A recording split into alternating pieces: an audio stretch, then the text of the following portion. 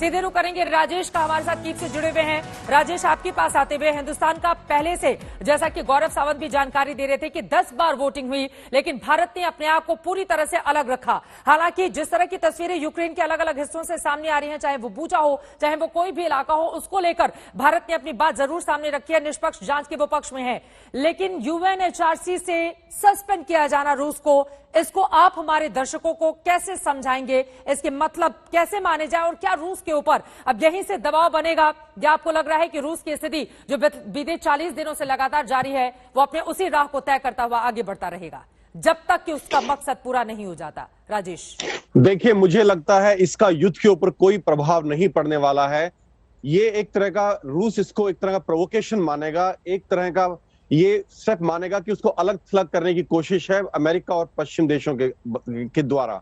इसके अलावा आप देखें कि इसमें ये एक तरफा नहीं है, लगभग पूरा विश्व अभी डिवाइडेड लग रहा है।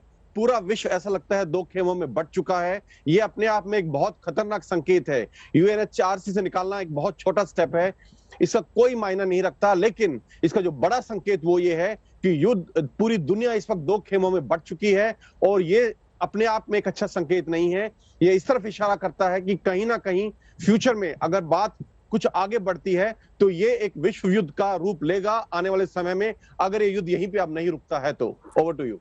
और ये स्थिति अपने आप में खतरनाक हो जाएगी अगर विश्व युद्ध की परिस्थितियां किसी भी रूप में बनती हैं, क्योंकि प्रथम विश्व युद्ध और द्वितीय दोनों में हम सब ने देखा था किस तरह से करोड़ों की तादाद में लोगों की जान गई थी और हासिल उससे कुछ भी नहीं हुआ था। गौरव, सीधे आपके पास आते हुए, राजेश इस बात को जिक्र कर रहे हैं कि इसको रूस अपने खिलाफ मानेगा, जिस तरह से 93 देशों ने उसके खिलाफ इस वोटिंग में हिस्सा लिया है, जबकि 24 उसके समर्थन में रहे। लेकिन ये जो 58 देश है हिंदुस्तान समेत, अब इनका भी रोल काफी ज्यादा अहम हो जाता है, क्योंकि इन दोनों ही मुल्कों से, इन तमाम 58 देशों ने हिंदुस्तान समेत अपनी एक निश्चित दूरी बना के रखी हुई है।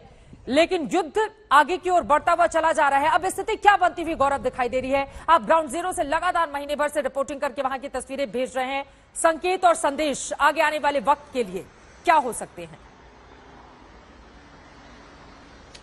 बहुत खतरनाक संकेत और संदेश, क्योंकि राष्ट्रपति पुतिन झुकने वाले नहीं हैं इस तरह के दबाव के नीचे। वो भी एक P5 देश का हिस्सा है और यूनाइटेड नेशन सिक्योरिटी काउंसिल में उनका वीटो वोट है, वीटो पार है रूस के पास, तो वो उसको लगातार अपनी शक्ति को बढ़ाने का प्रयास करेंगे। जमीनी स्थिति की अगर बात की जाए तो पूर्व और दक्षिण में रूस के ऑपरेशन बढ़े हैं, जबरदस्त मिसाइल फायरिंग हुई है। इसके अलावा यूक्रेन ने भी पलटवार किया है। जो जानकारी हमें यहाँ के रक्षा मंत्रालय में अधिकारियों से मिल रही है वो ये है कि यूक्रेन ने भी रूस का एक फ्रिगेट डुबा दिया है सी ऑफ अजोव में, और रूस के लिए एक बड़ा सेटबैक होगा। जिस तरह से अमेरिका हथियार दे रहा है इस समय यूक्रेन को, स्विच ब्लेड ड्रोन्स की अगर हम बात करें, javelin anti tank guided missiles की बात करें, और रूस, अमेरिका का यह कहना कि हर रूस के एक टैंक के लिए ब्लिंकन ने कहा है कि वो 10 जैवलिन सिस्टम्स देंगे, स्विच ब्लेड ड्रोन्स देंगे, $800 मिलियन की एड दे रहे हैं, मिलिट्री एड, ट्रेनिंग हो रही है यूक्रेन के सैनिकों की। तो ये युद्ध और आगे बढ़ता ही नजर आ रहा है आने वाले हफ्तों और महीनों में। ये महत्वपूर्ण बातें आपने कही। अमेरिका और दूसरे पश्चिमी देशों की ओर से जिस तरह का सपोर्ट लगातार यूक्रेन को मिलता हुआ चला जा रहा है, उसके हौसले बढ़े हुए हैं। हालांकि नरसंहार के आरोप लगातार वो रूस के खिलाफ लगाते हुए युद्ध अपराध की संज्ञा दे रहा है और जेनेवा कन्वेंशन का उल्लंघन बार बार रूस की ओर से किया जा रहा है। इसका जिक्र ज़ेलेंस्की हर एक देश से कहते हुए नजर आ रहे हैं। जिस भी प्लेटफॉर्म पर वो जाते हैं इस बात का जिक्र वो जरूर करते हैं। गीता, आप सीधे आपके पास आते हुए, यूएनएचआरसी से बाहर सस्पेंड कर दिया जाना, रूस इसको अपने खिलाफ मानेगा, अब यहां से आग और ज्यादा भड़केगी, इस तरह की आशंका जताई जा रही है। ऐसे में परिस्थितियां तो आगे आने वाले वक्त में बेहद खतरनाक हो सकती हैं, जो बात गौरव बोल रहे हैं। बिल्कुल चित्रा, गौरव से बिल्कुल अग्री करते हैं। यहाँ पर जो स्थिति है अब और गंभीर होने वाली है, क्योंकि रूस अब पीछे नहीं हटने वाला।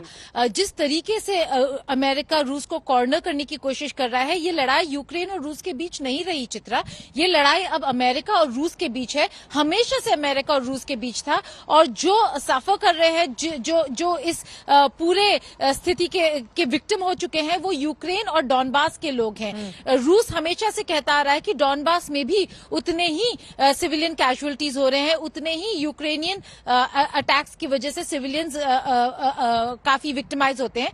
उनके बारे में क्यों कभी इंटरनेशनल कम्युनिटी ने नहीं सोचा? तो अब उनका ये मकसद होगा कि ये ईस्टर्न यूक्रेन जो है, डॉनबास का इलाका, इसको पूरी तरीके से अपने कंट्रोल में कर ले। हम जहां जहां गए आज, हमें जाने नहीं दिया गया क्योंकि घमासान युद्ध चल रहा है नॉर्थ और साउथ में और ईस्टर्न पार्ट्स में, यूक्रेन के ईस्ट और यहाँ के वेस्ट में। तो ये युद्ध और ज्यादा तेजी पकड़ने वाला है इस डिसीजन के बाद।